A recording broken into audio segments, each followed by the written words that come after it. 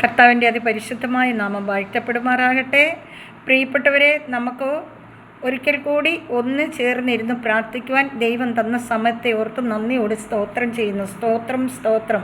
കർത്താവിനെ സ്തുതിക്കുകയും ആരാധിക്കുകയും നന്ദി പറയും മഹത്വപ്പെടുത്തുകയും ചെയ്യുക. ഹല്ലേലൂയ. സ്തോത്രം.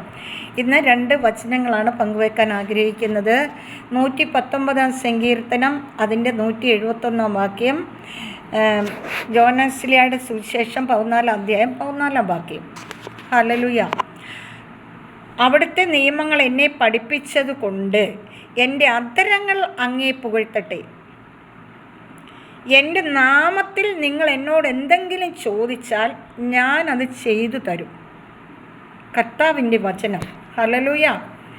ഈ 2 വചനത്തെക്കുറിച്ച് നമുക്കൊന്ന് ചിന്തിക്കാം. നമുക്കൊന്ന് ഈ വചനത്തെക്കുറിച്ചൊന്ന്, ഈ വചനം എന്താണ് നമ്മളോട് ഇപ്രകാരം പറഞ്ഞത് എന്ന് നമുക്കൊന്ന് ആലോചിക്കാം.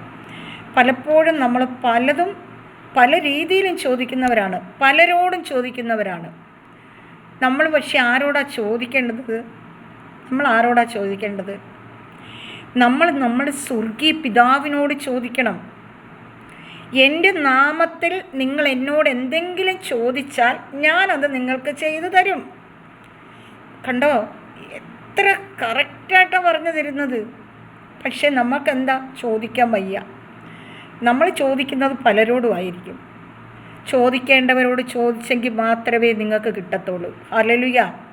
ചോദിപ്പിൻ നിങ്ങൾക്ക് ലഭിക്കും, അന്വേഷിപ്പിൻ കണ്ടെത്തും, മുട്ടുവിൻ തുറക്കപ്പെടും. മുട്ടുന്ന യവനൻ ലഭിക്കുന്നു, അന്വേഷിക്കുന്നവൻ കണ്ടെത്തുന്നു. നമ്മൾ ചോദിക്കേണ്ടത് ചോദിക്കേണ്ടവരടുത്ത് ചോദിച്ചാൽ മാത്രമേ നമുക്ക് കിട്ടത്തുള്ളൂ. ഹല്ലേലൂയ. അവിടുത്തെ നിയമങ്ങൾ എന്നെ പഠിപ്പിച്ചത് കൊണ്ട് എൻ്റെ അധരങ്ങൾ അങ്ങേ പുകഴ്ത്തും. ഹല്ലേലൂയ.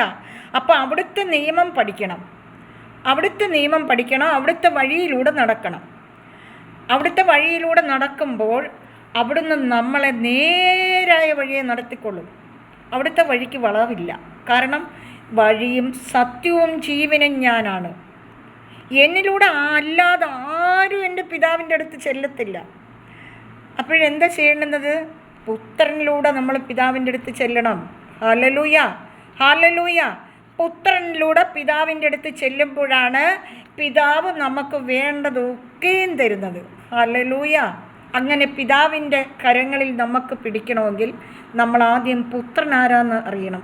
പുത്രൻ്റെ കരത്തിൽ പിടിക്കണം, പരിശുദ്ധാത്മാവിൻ്റെ കരത്തിൽ പിടിക്കണം. ഹല്ലേലൂയ. അങ്ങനെ നമ്മൾ ദൈവമക്കളായി മുന്നേറണം. ഹല്ലേലൂയ. ദൈവത്തെ നമ്മൾ എപ്പോഴും സ്തുതിക്കുന്നവരായിരിക്കണം.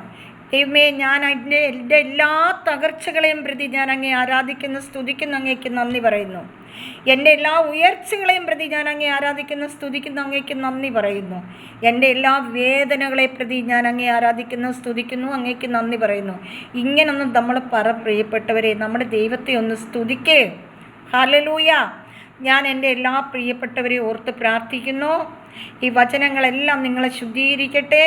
എൻ്റെ പ്രിയപ്പെട്ടവർക്ക് ആവശ്യമുള്ള എല്ലാ നന്മകളും കൊണ്ട് നിറയ്ക്കട്ടെ എന്ന് പ്രാർത്ഥിക്കുന്നു. ആരെല്ലാം പ്രാർത്ഥന ചോദിച്ചിട്ടുണ്ടെങ്കിൽ അവരെ എല്ലാം സമർപ്പിച്ച് പ്രാർത്ഥിക്കുന്നു. പ്രത്യേകിച്ച് പ്രാർത്ഥന ആവശ്യമുള്ള എല്ലാ മക്കളെയും സമർപ്പിച്ച് പ്രാർത്ഥിക്കുന്നു.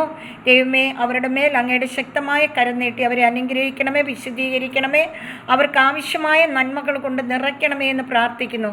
പിതാവായ ദൈവത്തിൻ്റെ സ്നേഹവും പുത്രനായ ദൈവത്തിൻ്റെ കരുണയും പരിശുദ്ധാത്മാവിൻ്റെ അഭിഷേകവും കൊണ്ട് ഈ പ്രിയപ്പെട്ടവരെ എല്ലാവരെയും നിറയ്ക്കട്ടെ എന്ന് പ്രാർത്ഥിക്കുന്നു. നിത്യം പിതാവും പുത്രനും പരിശുദ്ധാത്മാവുമായ സർവേശ്വര എന്നേക്കും ആമേൻ. കർത്താവ് നിങ്ങളെല്ലാം സമൃദ്ധമായി അനുഗ്രഹിക്കട്ടെ. ആമേൻ.